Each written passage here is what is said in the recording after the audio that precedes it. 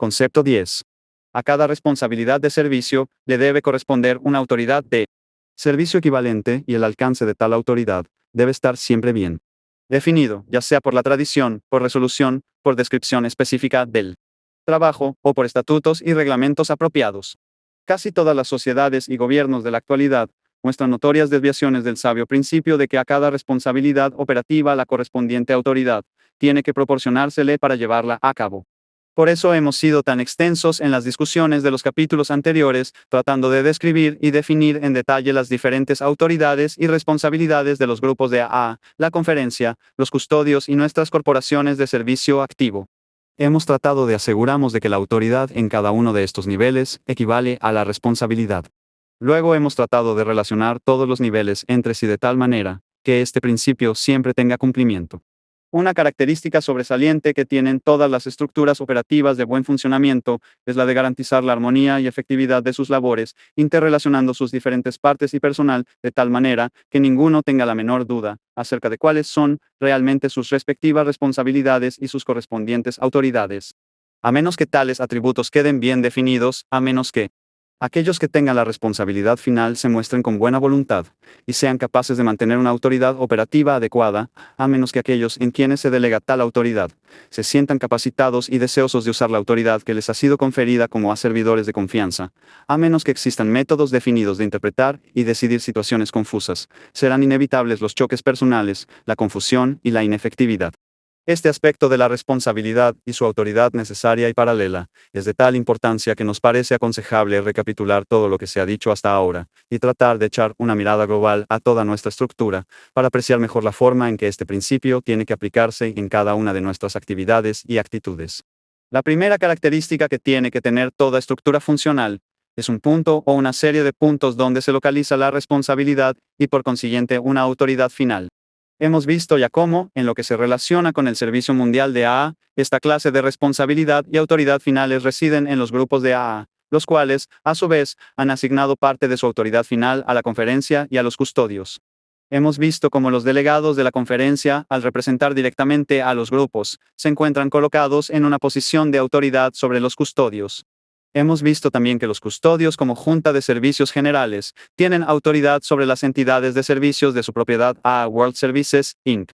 y de AA Pevina, Inc. También sabemos que los directores de estas corporaciones tienen una autoridad definitiva sobre los empleados asistentes, los cuales, a su vez, tienen autoridad sobre el personal subalterno. El principio de autoridad final se manifiesta claramente a través de toda nuestra estructura. Esto es muy necesario, porque todos nuestros asuntos y actividades de servicio deben poder dirigirse hacia un lugar de responsabilidad final.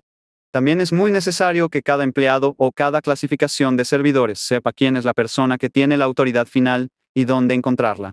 Si a pesar de todo, la suprema autoridad no está limitada por la autoridad cuidadosamente delegada, el resultado que se obtendrá puede llegar a ser contraproducente. Si no hubiera una autoridad delegada, los grupos tendrían que dar orientación constante a sus delegados acerca de las votaciones importantes. Los delegados convertirían a la Junta de Custodios en un tímido comité que recibiría órdenes precisas para cualquier asunto. Los custodios entonces se instalarían como directores únicos de las entidades de servicio y empezarían a gobernarlas por medio de mandatos. Los directores ejecutivos de las corporaciones se convertirían en pequeños dictadores al mando del personal de servicio. En resumen, un mal uso de esa autoridad fundamental se convertiría en una dictadura donde casi toda la clasificación de servidores de AA tendría grandes responsabilidades pero ninguna autoridad real y precisa, y en consecuencia ninguna capacidad para tomar decisiones efectivas ni asumir el liderazgo necesario para el funcionamiento. El resultado inevitable serían las grandes o pequeñas tiranías y la evasión de responsabilidades. De todo esto se deduce claramente que la autoridad es algo que no puede usarse indiscriminadamente y, aún mejor, que la autoridad final nunca debiera usarse totalmente, salvo en una emergencia. Tal emergencia puede presentarse cuando la autoridad delegada se sale del rumbo señalado, cuando se hace necesario reorganizarla porque se ha vuelto ineficaz, o porque constantemente excede los alcances y objetivos previamente definidos. Por ejemplo, si los grupos se sienten insatisfechos con la conferencia, pueden elegir mejores delegados o suprimir la ayuda económica. Si es necesario, los delegados pueden censurar o reorganizar a los custodios. Estos pueden hacer lo mismo con las corporaciones de servicio. Si una corporación no está de acuerdo con las operaciones del personal directivo, puede perfectamente despedir a cualquier ejecutivo o a todos los empleados. Estos son usos adecuados de autoridad suprema, porque correctamente se basan en una responsabilidad final. La influencia de la autoridad final debe hacerse sentir constantemente, pero hay que notar que cuando la autoridad delegada está funcionando bien no debe sufrir interferencia continua. De otra manera, quienes tienen a su cargo la responsabilidad operativa se sentirían desmoralizados, ya que su autoridad para ejecutar sus labores estaría sujeta a invasiones arbitrarias, y porque a la larga sus responsabilidades serían más grandes que sus atribuciones de autoridad real. ¿De qué manera hemos tratado de refrenar en nuestra estructura la tendencia natural y humana de quienes tienen el poder para usurpar y apoderarse de la autoridad delegada u operativa necesarias? Esta ha sido una labor difícil, y se han requerido varios esquemas estructurales para lograrlo. Démosles una breve descripción observando sus aplicaciones particulares. En nuestra organización hemos tratado de crear en cada nivel definiciones precisas de la autoridad y la responsabilidad. Hemos hecho esto, A, por medios legales, B, por medios tradicionales, y C, por principios bajo los cuales pueden interpretarse y resolverse prontamente situaciones dudosas o realmente conflictivas. Tenemos, por ejemplo, la Carta de la Conferencia. No es un instrumento legal, pero en la práctica es sustancialmente un contrato entre los grupos de A y su conferencia. La Carta establece claramente, en forma general, que los grupos de A han delegado parte de su autoridad final y toda la autoridad operativa necesaria a la conferencia, la cual incluye a los custodios y a los servicios activos. Se sugiere adicionalmente en este documento que cada miembro de la conferencia debe sentirse libre de votar de acuerdo a los dictados de su propia conciencia en las decisiones finales que debe garantizarse a la conferencia, de acuerdo con el derecho de decisión tradicional, el privilegio de escoger los asuntos que deben someterse a su decisión y los asuntos que deben referirse a los grupos, para su discusión, consejo o dirección. Por medio de estas definiciones tradicionales, se puede controlar la tendencia natural de los grupos a instruir exageradamente a sus delegados. Esto le da a la conferencia una autoridad igual a su responsabilidad verdadera. Veamos ahora la situación de los custodios. En los artículos anteriores, hemos dejado en claro que aunque la conferencia tiene la autoridad final, los custodios tienen que insistir siempre en su derecho legal de administrar activamente nuestros asuntos de servicio. Sus derechos legales han sido fortalecidos y su uso animado por el derecho de decisión tradicional.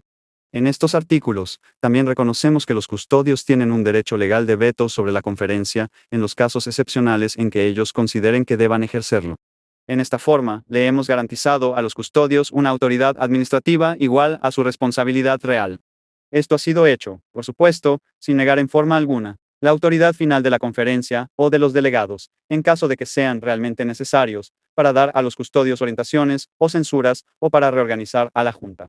Debemos hacer notar que la posición de los custodios se fortalece aún más por su participación en la votación, dentro de la conferencia, y por el reconocimiento de que ellos son los principales administradores del Servicio Mundial de A. Se ha tenido también mucho cuidado de garantizar a los directores de A World Services, Inc. y de A Grapevine, Inc. una amplia autoridad operativa que iguala completamente a su responsabilidad por el manejo de nuestros servicios activos. Las provisiones estatutarias de sus corporaciones protegen legalmente sus derechos. La tradición de que los custodios tienen que elegir expertos no custodios para estas juntas los fortalece adicionalmente. Además, el derecho de decisión tradicional les añade más prestancia a su posición. Se ha enfatizado también en estos conceptos el peligro que existiría si se convirtiera a la Junta de Servicios Generales en una corporación de departamentos.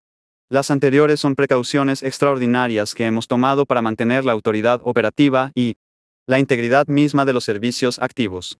Estas salvaguardias son necesarias porque estas corporaciones pertenecen a la Junta de Servicios Generales. Por consiguiente, la autoridad de los custodios sobre ellas no solamente es la final, sino que es absoluta en el momento en que los custodios así lo quieran. Ellos pueden elegir nuevas juntas directivas o empleados en cualquier momento, pueden controlar los presupuestos de funcionamiento, pueden retener los fondos operativos. Todos estos poderes son necesarios y correctos. Sin embargo, mientras las cosas vayan bien, es de suma importancia que los custodios ni usurpen, ni interfieran innecesariamente con la autoridad operativa de estas entidades. De ahí el cuidado que hemos tenido al crear estas definiciones de autoridad delegada. Los comités permanentes de la Junta de Servicios Generales, Políticas, Finanzas, Información Pública, etc. tienen en grado considerable una amplitud similar. Basado en el principio del derecho de decisión, Cada comité principal puede escoger los asuntos acerca de los cuales puede tomar decisiones, y los asuntos que debe remitir a la Junta. La posición de estos comités también se fortifica por el nombramiento de una gran proporción de miembros no custodios. Aquí también hemos tratado de que la autoridad de estos comités iguale a su responsabilidad. Llegamos ahora al asunto de las autoridades conflictivas y a la manera en que tales conflictos deben resolverse. La mayor parte de los conflictos más comunes en el servicio activo se resuelven fácilmente porque hemos provisto una efectiva comunicación entre todas las corporaciones de servicios y los comités de la Junta de Servicios Generales. Por ejemplo, en cada reunión de la Junta de la revista Grapevine o de su personal, se hace presente un representante de A World Services, Inc. y viceversa. El Comité de Política General tiene uno o más miembros del Comité de Finanzas y viceversa. Siempre este entrecruzamiento produce una fácil comunicación. Cada una de las empresas sabe lo que las demás están haciendo.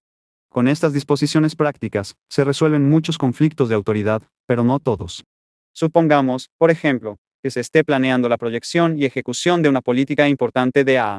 En tal caso, el Comité de Política General asume la jurisdicción principal, encargándose del trabajo de planificación y de hacer las recomendaciones pertinentes a la Junta de Custodios. Supongamos, sin embargo, que el proyecto necesitara una considerable cantidad de dinero. En tal caso, el plan deberá someterse también al Comité de Finanzas y Presupuestos. Si este comité está de acuerdo en que los gastos estén justificados y de acuerdo con el presupuesto global, autoriza al Comité de Política para adelantar el plan y hacer sus recomendaciones a los custodios.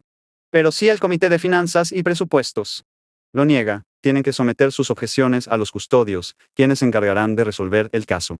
O si lo creen necesario los custodios, el asunto puede ser llevado a la conferencia. El principio de que existe jurisdicción primaria y secundaria también funciona en el sentido inverso. Si el Comité de Finanzas, por ejemplo, propone una erogación cuantiosa que podría afectar fuertemente la planificación general de A o sus sentimientos, tiene que estar seguro de hacer revisar o estudiar su plan. Con el Comité de Política, aunque la jurisdicción primaria continúa perteneciendo a los miembros del Comité de Finanzas y Presupuestos. En todos los asuntos de autoridad conjunta o conflictiva, debe establecerse una jurisdicción superior. La jurisdicción secundaria tiene que oírse y sin tener en cuenta el problema de que se trate tiene que haber un punto definido donde puede obtenerse la decisión final. Se entiende que no hay que llevar a los custodios asuntos conflictivos de menor importancia. Pero siempre debe tenerse claramente establecido el punto donde se localiza la decisión final. Una situación que tiene que evitarse de todas maneras es la dirección o planificación administrativa bicéfala. La autoridad nunca puede dividirse en dos partes iguales. En ningún sitio la autoridad dividida o la dirección bicéfala es tan fatal para una estructura como lo es en sus departamentos ejecutivos. La necesidad vital de evitar la dirección ejecutiva bicéfala se comenta ampliamente en el concepto 11. Además de los métodos que usamos para que la autoridad delegada sea igual a la responsabilidad delegada, tenemos dos garantías, el derecho de apelación y el derecho de petición. Como sabemos, una mayoría escasa puede constituirse a sí misma en una autoridad pseudo-final en muchas ocasiones, cuando no debiera serlo. En forma similar, los ejecutivos pueden a veces gobernar exageradamente a sus ayudantes. Por ello usamos los conceptos de apelación y de petición, para asegurar que cada minoría y cada empleado tenga una autoridad y una posición acordes con la responsabilidad que conllevan. Resumiendo, asegurémonos que siempre exista abundante autoridad final o total para corregir y para reorganizar, pero en igual forma asegurémonos de que todos nuestros servidores de confianza tengan claramente definida una adecuada autoridad para hacer su trabajo rutinario y llevar a cabo sus claras responsabilidades. Todo esto está implícito totalmente en la tradición 2A.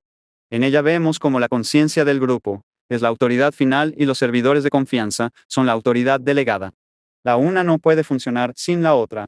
Sabemos muy bien que únicamente por medio de las definiciones cuidadosas y el mutuo respeto podemos mantener un equilibrio de trabajo adecuado y armonioso.